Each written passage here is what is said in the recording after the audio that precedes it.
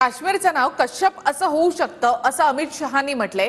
अमित शहा एका पुस्तक प्रकाशन कार्यक्रमामध्ये त्यांनी सूचक असं हे वक्तव्य केलेलं आहे। तर काश्मीरचं नाव कश्यप असं होऊ शकतं असं अमित शहा यांनी म्हटलेलं आहे। काश्मीरचं नाव कश्यप होऊ शकतं असं केंद्रीय गृहमंत्री अमित शहा यांचं सूचक विधान।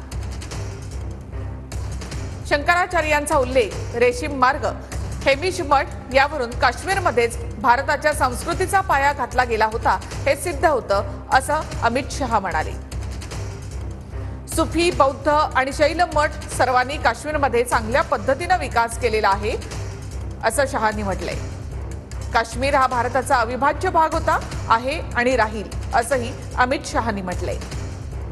त्याला वेगळं करण्याचा प्रयत्न काही लोकांनी केला होता, मात्र तो अडथळा सुद्धा आता हटवण्यात आलेला आहे।